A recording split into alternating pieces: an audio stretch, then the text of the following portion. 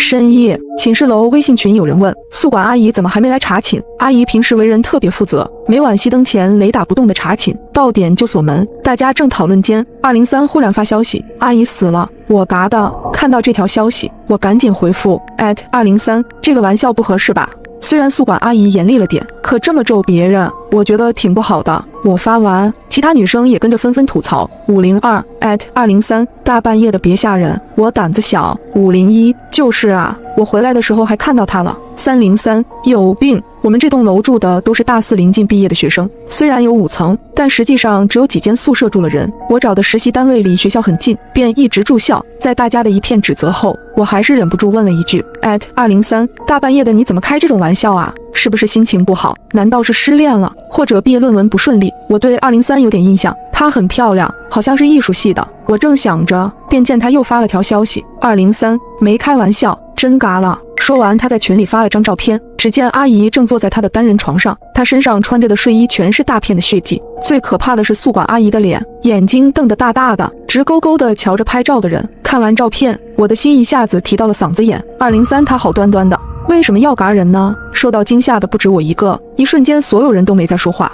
过了一会儿，203又在群里发了条消息：嘻嘻，刚看完鬼片有点害怕，忍不住跟大家开个玩笑，吓唬一下你们，别介意呀。说完，他接着发了张照片出来，点开一看，是一部最近很火的恐怖片截图。我感觉有些无语，这种玩笑可不怎么好笑，尤其是现在都11点多了。不过没事就好。可是那张照片怎么解释呢？想了想，我在群里问了出来：刚刚你发的照片怎么回事？阿姨平时挺严肃，我不信她会配合203摆拍这种照片，就为了跟我们开个玩笑。你忘了去年万圣节吗？当时整个学校搞活动，宿管阿姨为了参与优秀宿舍楼评选也参加了，我是那时候拍的。她这么一说，我想起来了，去年万圣节的时候，在学生会的组织下，学校搞了一场很大的活动。那天我本来也想参加的，但刚好遇上闺蜜生日就出去了，便错过了。我松了口气，其他人也在群里表达自己的不满。502，你吓死我了，下次别开这种玩笑了。501，有毛病吧？自己害怕就来吓我们，有没有公德心？见没事后，我又接着开始玩游戏。刚打完一局王者荣耀，忽然有人私聊我，是一直没说话的201。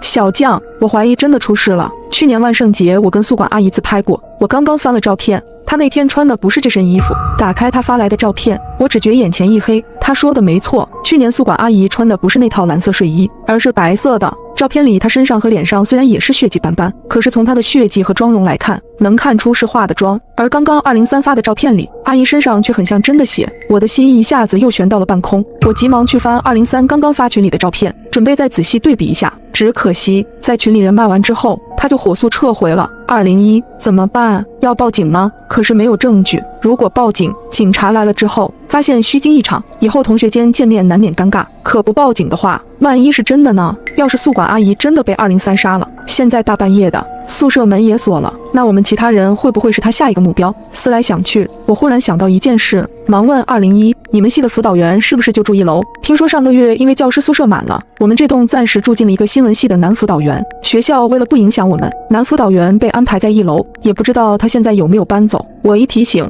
，201也想起来了，我有他微信，我问问，他就住1楼，我让他去看一下。201说完，我忙补了一句，先等一会儿，万一203也在1楼呢？如果203一直在1楼没走，那辅导员现在过去也很危险。我跟201一起煎熬地等了一会，直到10分钟后，201再次发消息过来，203他应该在房间，我听到他房间里有短视频的声音，还有他们房门有点问题，平时开门声比较大，要是他刚刚去1楼，我应该听得见开门的声音。既然人在，说不定是我俩想多了，更何况谁嘎了人还说出来，又不是疯子。过了一会儿，201发了张照片过来，我一下子认出来这是阿姨的宿舍。她正躺在床上，盖着被子，头上还有块湿毛巾，脸上也没看到血迹。辅导员刚刚看过了，说阿姨没事，她发烧了，所以今天没上来。阿姨让辅导员等下帮她查个寝。原来是这样。201说完，又在大群里发了一遍，阿姨生病了，让我们系的辅导员帮忙查寝，她等下会上来，大家都回自己宿舍吧。这下应该没问题了，我也放心了。洗漱完正准备接着玩游戏，忽然门外就传来了敲门声。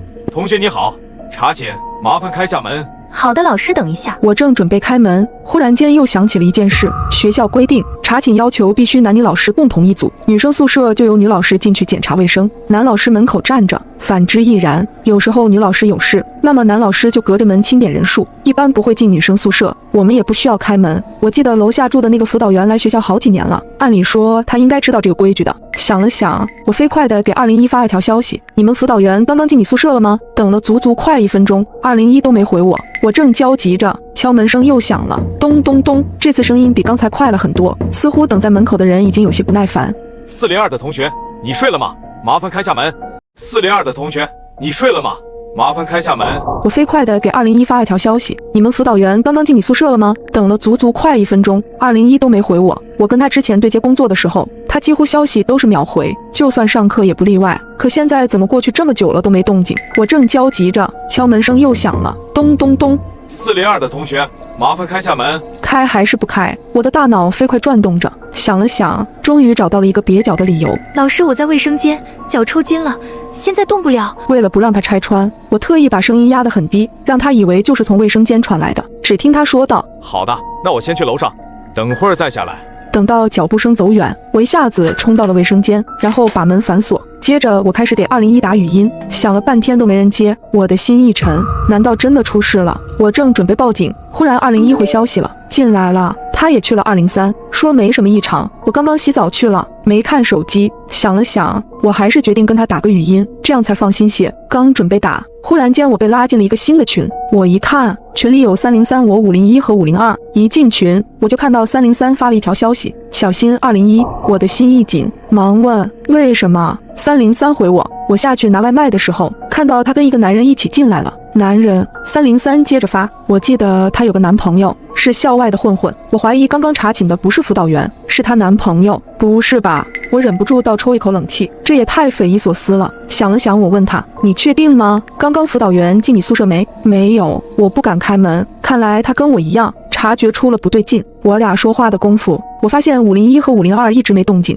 也不知道他们现在在干嘛。于是我忍不住提醒501、502，小心查寝的辅导员，不要给他开门。我话落，忽的楼上传来一阵惨叫声，不知是谁发出的，凄厉又急促。我的心一下子飞快跳动。501、502，你们还好吗？出什么事了？303，怎么了？402，你为什么这么问？看来他没有听到惨叫声。我正要接着说，501回话了，没事，我在看恐怖片。502跟我一起呢。502，对，我俩在一块儿。刚刚没看手机，辅导员已经查完寝下去了。502说完，在群里发了张照片。他拍的是501，只见501坐在凳子上，脸朝着笔记本方向。不对，怎么又是恐怖片？好端端的，今晚怎么个个都在看恐怖片？我正想着，303已经私聊我了，你刚刚怎么这么问？我忙回，我怀疑他们出事了，刚刚我听到了惨叫声。303，你赶紧来我这里，我们宿舍有2道锁，很安全。假如501和502真出事了，不管外头的辅导员是真是假，我现在都非常危险。这么看来，他宿舍是比我这里要安全点。我正焦虑间